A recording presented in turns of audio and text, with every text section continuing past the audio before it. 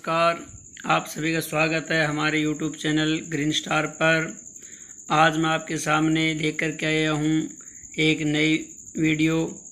ये है हमारी यूजीसी नेट के लिए। तो हिंदी का जो नेट का पेपर होता है उसके हमने पुराना प्रश्न पत्र आपके सामने प्रस्तुत किया है और पूरी इसके साथ जो आंसर है वो भी साथ में दिए गए हैं। तो पेपर का तरीका कैसा आता है नेट में और किस प्रकार हम इसको सॉल्व करें, तो इसके बारे में हम आपको विस्तृत जानकारी देंगे। तो इससे पहले कि हम हमारी वीडियो शुरू करें, मैं आपसे एक विनती नम्र निवेदन करना चाहता हूं कि आप हमारे चैनल को सब्सक्राइब करें, लाइक करें, शेयर करें। तो आइए हम शुरू करते हैं हमारी वीडियो। ये जो हमारा पेपर है ये दिसंबर 2013 का प्रश्न पत्र है हिंदी का। तो इसका पहला प्रश्न है, कामरेड का कोट किसकी रचना है? कामरेड का कोट किसकी रचना है? अमरकांत की, राजेश जोशी की, सृंजय की या फणीश्वरनाथ रेणु की? तो ऑप्शन सी इसका सही उत्तर हो जाएगा। तो आप एक बात मैं आपको और बताना चाहता हूँ कि हम ऐसे प्रश्न पत्र पढ़ते हैं तो उनमें से कोई न कोई प्रश्न उत्तर अभी जो हमारे एग्ज़ाम होंगे नेट के सितंबर में उसमें भी आ सकता है और इससे हम अंदाज़ा लगा सकते हैं कि कैसा प्रश्न पत्र आता है, कैसे हमें उनके उत्तर दे सकते हैं। तो प्रश्न पत्र की विस्तृत जानकारी आपको पता चल जाएगी हमारी इस वीडियो में। तो अगला प्रश्न है हमारा प्रश्न नंबर 2, उक्ति व्यक्ति प्रकरण के लेखक कौन हैं? उक्ति व्यक्ति प्रकरण के लेखक कौन है? तो ऑप्शन डी इसका सही उत्तर हो जाएगा, दामोदर शर्मा। अगला प्रश्न हमारा प्रश्न नंबर 3, श्यामा स्वपन के लेखक कौन हैं? श्यामा स्वपन के लेखक कौन है? तो ऑप्शन बी इसका सही उत्तर होगा, ठाकुर जगमोहन सिंह। ठाकुर जगमोहन सिंह। तो बी उत्तर इसका बी जो ऑप्शन है सही उत्तर हो जाएगा। प्रश्न नंबर 4, मेरी तेरी उसकी बात के लेखक कौन है? प्रश्न नंबर 4, मेरी तेरी उसकी बात के लेखक कौन है? तो ऑप्शन बी इसका सही उत्तर हो जाएगा, यशपाल जी इसके लेखक हैं। अगला प्रश्न, इनमें से कौन सी बोली पश्चिमी हिंदी वर्ग की नहीं है? तो आप पता है कि हमारी जो हिंदी की 5 वर्ग हैं तो उसमें पश्चिमी हिंदी वर्ग है। तो उसमें पूछे जो नीचे आपके ऑप्शन दिए इसमें पूछा गया है कि पश्चिमी हिंदी का वर्ग नहीं है। तो अवधी है, ब्रज है, बुंदेली है, कन्नौजी है। तो ऑप्शन ए हमारा सही उत्तर आ जाएगा, अवधी पश्चिमी हिंदी वर्ग की नहीं है। तो अगला प्रश्न हमारा प्रश्न नंबर 6, श ध्वनि का उच्चारण स्थान है। श ध्वनि का उच्चारण स्थान है मूर्धन्य, तालव्य, दंत्य या ओष्ठ? कौन से होगा? तो ऑप्शन बी इसका सही उत्तर हो जाएगा, तालव्य। तो एक बात मैं आपको बता दूं, जितने उच्चारण स्थान हैं आप इनको याद कर लीजिए। इनमें से एक प्रश्न तो लगभग पूछ लिया जाता है। अगला प्रश्न हमारा, भाषा और समाज के लेखक कौन हैं? भाषा और समाज के लेखक कौन है? तो ऑप्शन ए इसका सही उत्तर जाएगा, रामविलास शर्मा। प्रश्न नंबर 8, अनुमितिवाद की अवधारणा किसकी है? अनुमितिवाद की अवधारणा किसकी है? तो किसकी है? ऑप्शन ए इसका हमारा सही उत्तर हो जाएगा, संकुक के ये अनुमितिवाद की अवधारणा दी है उन्होंने। अगला प्रश्न हमारा प्रश्न नंबर 9, जादुई यथार्थवाद के प्रतिपाष्टक कौन हैं? जादुई यथार्थवाद के प्रतिष्ठापक कौन हैं? तो प्रश्न नंबर 9, तो इसका कौन सा उत्तर हमारा सही होगा? ऑप्शन डी, बोलो इसके प्रतिष्ठापक हैं। प्रश्न नंबर 10, उत्तर संरचनावाद के मुख्य विचारक है कौन से? तो प्रश्न हमारा, उत्तर संरचनावाद के मुख्य विचारक कौन है इनमें से? तो ऑप्शन सी हमारा सही उत्तर हो जाएगा, साश्यूर। प्रश्न नंबर 11, अर्धकथानक किस भाषा की रचना है? अर्धकथानक किस भाषा की रचना है? तो ऑप्शन बी हमारा सही उत्तर हो जाएगा, ब्रज भाषा की। अगला प्रश्न है हमारा प्रश्न नंबर 12, इनमें से कौन सी दलित आत्मकथा नहीं है? इनमें से कौन सी दलित आत्मकथा नहीं है? तो ऑप्शन सी इसका सही उत्तर हो जाएगा, अपनी खबर। अगला प्रश्न हमारा प्रश्न नंबर 13, उज्ज्वल वरदान चेतना का सौंदर्य जिसे सब कहते हैं। ये पंक्ति है, उज्ज्वल वरदान चेतना का सौंदर्य जिसे सब कहते हैं, यह पंक्ति कामयानी के किस सर्ग से है। तो प्रश्न नंबर 13 का हमारा उत्तर क्या होगा? ऑप्शन सी, ये लज्जा सर्ग से है। तो कामयानी जयशंकर प्रसाद का काफ़ी प्रसिद्ध जो उनकी रचना है। तो प्रश्न नंबर 14 आगे बढ़ते हम। सुनहिए कथा कौन निर्गुण की, रची पची बात बनावत, सगुन सुमेरु प्रगट देखियत, तुम त्रिन की ओट दुरावत। ये पंक्तियाँ किसकी लिखी हुई है? किसकी है? ऑप्शन ए इसका सही उत्तर हो जाएगा, सूरदास जी की। प्रश्न नंबर 15, कितना अनुभूतिपूर्ण था वह एक क्षण का आलिंगन। कथन किस रचना से है? किस रचना से है? ध्रुव स्वामिनी से है। ऑप्शन ए इसका सही उत्तर हो जाएगा, ध्रुव स्वामिनी। तो ऐसे पंक्तियाँ जो हमारा नेट का पेपर होता है, पंक्तियाँ काफ़ी ज़्यादा पूछी जाती हैं। तो लगभग हमें कविता तो एक अथाह सागर सारी याद नहीं कर सकते, फिर भी जितना हो सके इन पे हम थोड़ा सा ध्यान से पढ़ें तो कविताओं को आगे आने वाले पेपरों में इसको हम कर सकते हैं। प्रश्न नंबर 16, आखिरी कलाम काव्य का प्रतिपाद्य विषय है। आखिरी कलाम काव्य का प्रतिपाद्य विषय, तो ऑप्शन ए इसका सही उत्तर हो जाएगा, इस्लाम दर्शन। प्रश्न नंबर 17, तद्भव पत्रिका का प्रकाशन सतल है। तो प्रकाशन कहाँ से छपती है तद्भव पत्रिका? ऑप्शन सी, इसका सही उत्तर हो जाएगा, लखनऊ से। व्योमकेश दरवेश के लेखक कौन हैं? तो ऑप्शन डी इसका सही उत्तर हो जाएगा, विश्वनाथ त्रिपाठी। तो व्योमकेश दरवेश के लेखक हैं विश्वनाथ त्रिपाठी। तो प्रश्न नंबर अगला हमारा 19, इनमें से किस कवि का समावेश अज्ञेय संपादित चौथा सप्तक में किया गया है? ठीक है, कौन सा जो कवि है वे चौथे सप्तक के कवि हैं प्रश्न नंबर 19 में। तो ऑप्शन बी सुमन राज इसका सही उत्तर हो जाएगा। प्रश्न नंबर 20, अधातु घुमड़ जिज्ञासा किस विधा से संकलित रचना है? तो किस विधा से है? तो ऑप्शन सी यात्रा वृत्तांत है ये। तो ऑप्शन सी इसका सही उत्तर हो जाएगा। प्रश्न नंबर 21, तो प्रश्न नंबर 21 में क्या है? निम्नलिखित लेखों का जन्म के अनुसार सही अनुक्रम कौन सा है? भी ऐसा एक प्रश्न या दो प्रश्न, ठीक है, कई बार 3 भी आ जाते हैं, ऐसे प्रश्न जरूर अवश्य पूछे जाते हैं जो जन्म के अनुसार लेखों के सही अनुक्रम या कालांतर के अनुसार। तो इसमें से कौन सा हो जाएगा? प्रश्न नंबर 21 का ऑप्शन सी इसका सही उत्तर होगा, राजा लक्ष्मण सिंह, बाल भट्ट, प्रताप नारायण मिश्र और बाल मुकुंद गुप्त। इस जन्म के अनुसार इनका सही क्रम है। प्रश्न नंबर 22, इन कृतियों का काल के आधार पर सही अनुक्रम कौन सा है? ये देखो वो उसमें उन्होंने पूछ लिया, पिछले प्रश्न में हमने देखा क्या पूछा है, लेखों का पूछा, और इसमें किसका पूछ लिया? कृतियों का यानी रचनाओं का पूछ लिया। तो इसका क्या होगा? ऑप्शन ए सही उत्तर हो जाएगा, रसिक प्रिया पहले, उसके बाद में श्रृंगार मंजरी, फिर षड ऋतु वर्णन और उसके बाद में रस रहस्य। तो अगला प्रश्न हमारा प्रश्न नंबर 23, निम्नलिखित मनोवैज्ञानिक उपन्यासों का सही अनुक्रम कौन सा है? निम्नलिखित मनोवैज्ञानिक उपन्यासों का सही अनुक्रम कौन सा है? अब इसमें उपन्यास पूछ लिए तो सही क्रम कौन सा है इसमें? प्रश्न नंबर 23 का ऑप्शन बी सही उत्तर होगा, पहले कल्याणी, फिर सन्यासी, अजय की डायरी और अपने अपने अजनबी, ये इनका अनुक्रम सही है। अगला प्रश्न प्रश्न नंबर 24, प्रकाशन के अनुसार निम्नलिखित नाटकों का सही अनुक्रम कौन सा है? तो 24 में ऑप्शन डी इसका सही उत्तर हो जाएगा, नाटकों में द्रौपदी, उसके बाद में कथा एक कंस की, कबीरा खड़ा बाजार में और कोर्ट मार्शल। तो जैसा मैंने कहा है कि नाटक हो, कहानी हो, लेखक हो, कवि हो, तो इनमें ऐसे अनुक्रम के प्रश्न अवश्य पूछे जाते हैं, तो इनकी हम तैयारी पहले से कर लें। अगला प्रश्न प्रश्न नंबर 25, प्रकाशन के अनुसार इन पत्रिकाओं का सही अनुक्रम कौन सा है? अब इसमें पत्रिकाओं का पूछ लिया, प्रश्न का टाइप वही है, तो ऑप्शन ए इसका सही उत्तर हो जाएगा, हिंदी प्रदीप, ब्राह्मण, चांद और हंस। ठीक है, अगला प्रश्न है प्रश्न नंबर 26, काल के अनुसार निम्नलिखित कृतियों का सही अनुक्रम। देखो मैंने कहा था समय के अनुसार, तो समय के अनुसार उन्होंने पूछा, इसमें काल के अनुसार क्या होगा?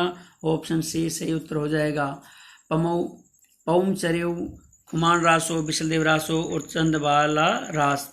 तो एक बात यहाँ मैं आपको और बताना चाहता हूँ कि मेरे अनुभव के आधार पे कि जैसे हमारे कोई साथी टीचर ने जो हमारे नेट के प्रश्न पत्र हैं, उन्होंने पिछले कई सालों के 5-10 पिछले 4-5-6 सालों के प्रश्न उत्तर पढ़ करके उन्होंने पेपर दिया तो उनका नेट पहली बार में ही क्लियर हो गया था।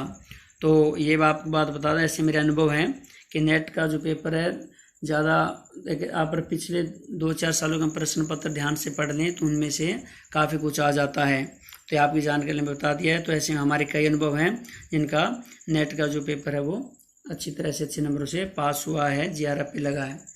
तो अगला क्वेश्चन हमारा प्रश्न नंबर 27, काल के अनुसार निम्नलिखित आचार्यों का सही अनुक्रम क्या है।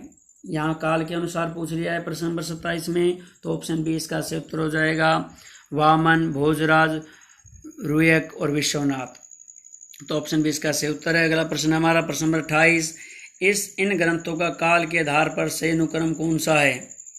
इन ग्रंथों का अब ग्रंथ पूछ लिया वो उनका काल के आधार पर अनुक्रम पूछा है तो कौन सा हो जाएगा इसमें हमारा प्रश्न नंबर 28 में, तो ऑप्शन ए है इसका सही उत्तर हो जाएगा काव्यादर्श, ध्यानावलोक, काव्य प्रकाश, साहित्य दर्पण।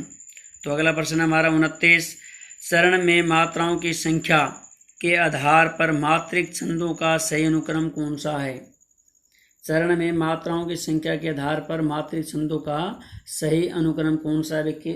ये उन्होंने क्रम पूछा है, पहले कम फिर उस कम से अधिक पूछा उन्होंने, पहले कम फिर उससे ज़्यादा, तो यानी ये आरोही क्रम में उन्होंने पूछा है। तो कुछ कौन सा होगा इसमें, ऑप्शन इसका डी से उत्तर हो जाएगा चौपाई, पीयूषवर्धक, रोला और गीतिका ये क्रम के आधार पर मात्राओं की संख्या के अनुसार छंद हैं। अगला हमारा प्रश्न नंबर 30, प्रकाश के अनुसार इन उपन्यासों का सही अनुक्रम क्या है।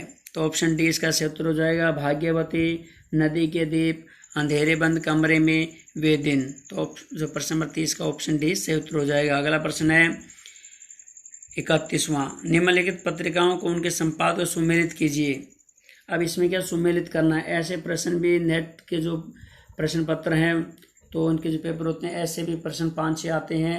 और वो इससे पहले मैंने आपको बताया है कालक्रम के अनुसार, लेखकों का क्रमशः जन्म के आधार पर, समय के अनुसार ऐसे प्रश्न 5 पूछे जाते हैं और 5-6 इस प्रकार के पूछ लेते हैं। तो प्रश्न 31 में क्या होगा, तो हमें इसका मिलान करना है। तो 4 इसमें उन्होंने संपादकों के नाम दिए हैं और पत्रिकाओं के नाम दिए हुए हैं। तो इसका कौन सा होगा, ऑप्शन सी सही उत्तर का हो जाएगा। तो कवि जनसुधा किसकी है, ऑप्शन सी में बाबू हरिश्चंद्र की, ब्राह्मण है प्रताप नारायण मिश्र की, हिंदी प्रदीप है बालकृष्ण भट्ट की और विश्व भारती है हजारी प्रसाद द्विवेदी की। तो ऑप्शन सी इसका सही उत्तर होगा। प्रश्न नंबर 32, फिर सुमेलित करने वाला प्रश्न आ गया, ये निम्नलिखित कृतियों को उनके रचनाकारों के साथ सुमेलित कीजिए। तो रचनाकारों से सुमेलित करना है तो इसको ऑप्शन बी सही उत्तर हो जाएगा। तो आप स्क्रीनशॉट लेकर इसको आराम से पढ़ भी सकते हैं। तो इसमें रचनाकारों के साथ सुमेलित करना है तो ऑप्शन बी इसका सही उत्तर हो जाएगा। अगला प्रश्न नंबर 33, निम्नलिखित कृतियों यानी रचनाओं को उनके विधा रूपों के साथ सुमेलित कीजिए। अब विधा रूपों को सुमेलित करना है तो इसका क्या होगा, प्रश्न नंबर 33 में, तो इसका उत्तर होगा हमारा डी। तो ऑप्शन डी इसका सही उत्तर हो जाएगा। एक कंठ विस्मय किस क्या है, गीति नाट्य है, अन्य से अनन्या तो हमारा आत्मकथा है, एक बूंद सहसा उछली यात्रा वृत्तांत है, उत्तर योगी श्री अरविंद जीवनी है। तो अगला प्रश्न हमारा प्रश्न नंबर 34, निम्नलिखित लंबी कविताओं को उनके कवियों के साथ सुमेलित कीजिए। तो इसमें कवि और कविताओं को सुमेलित करना है। तो पहले कविताएं हैं उसके कवि है तो इसका ऑप्शन हमारा ए इसका सही उत्तर हो जाएगा। तो 4, 3, 2, 5 इसका उत्तर होगा। हरिजन कथा, नागार्जुन जी, बाघ, केदारनाथ सिंह जी, शिवाजी का पत्र, निराला और परमथ्यु गाथा धर्मवीर भारती। तो अगला प्रश्न हमारा प्रश्न नंबर 35, निम्नलिखित पंक्तियों के साथ उनके लेखों को सुमेलित करना है। इसमें क्या करना है, लेखों को सुमेलित करना है। तो प्रश्न नंबर 35 का हमारा ऑप्शन बी है वो सही उत्तर हो जाएगा। तो इसको आप स्क्रीनशॉट ले सकते हैं और इसके प्रश्न देख सकते हैं। इसका जो हमारा उत्तर था प्रश्न नंबर 35 का ऑप्शन बी इसका सही उत्तर होगा।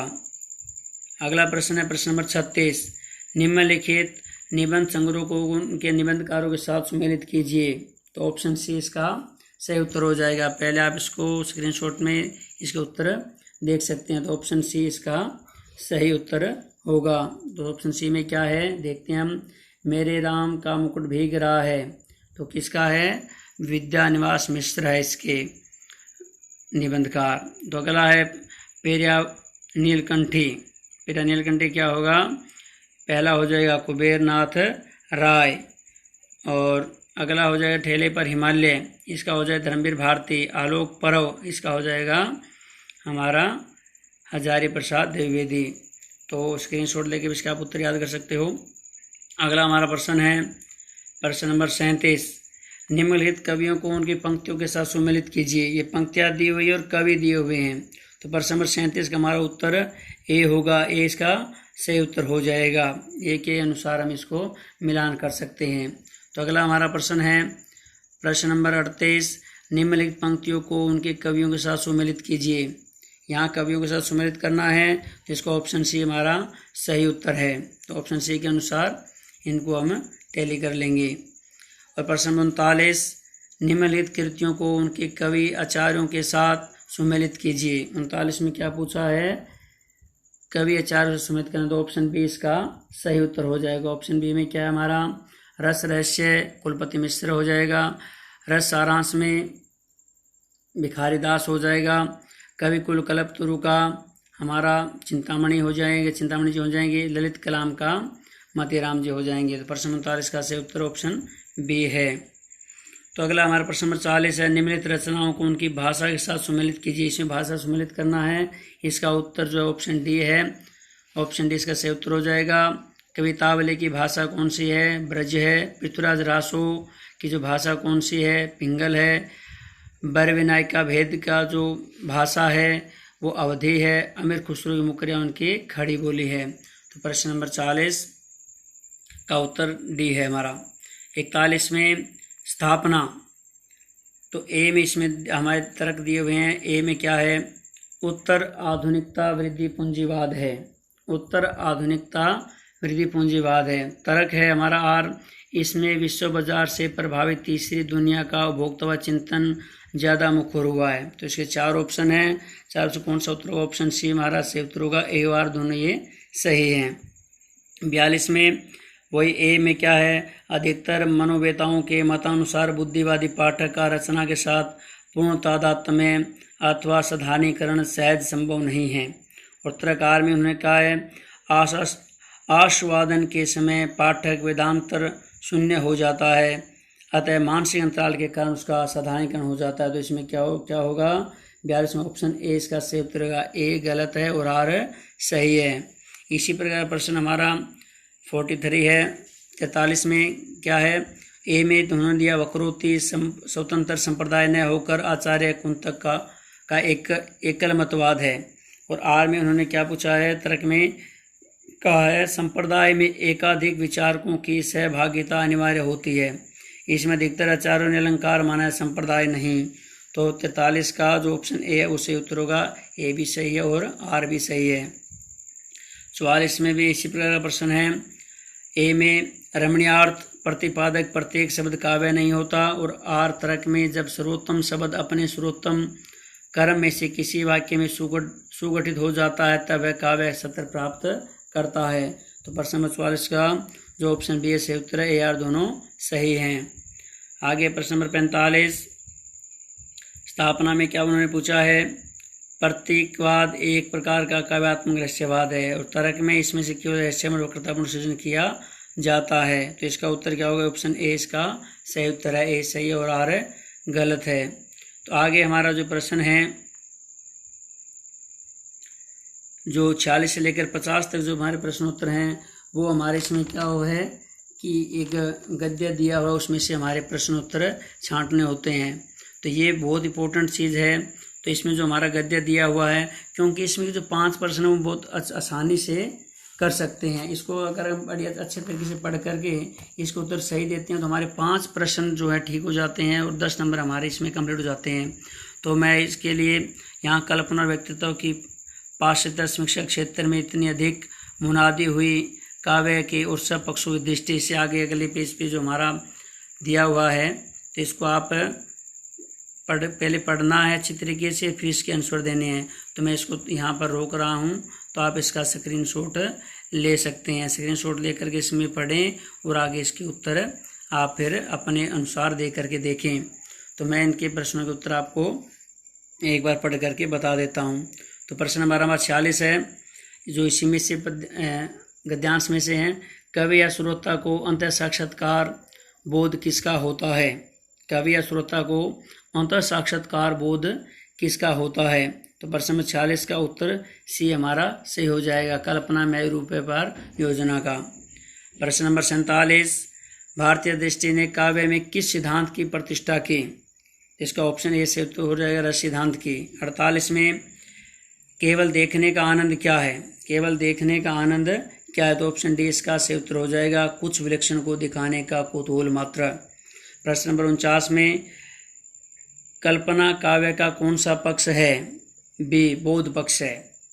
और प्रश्न नंबर 50, काव्य में पाश्चात्य समीक्षा क्षेत्र में सर्वाधिक चर्चा किस तत्व को लेकर के हुई है? तो ऑप्शन डी इसका सही उत्तर हो जाएगा, कल्पना और व्यक्तित्व की।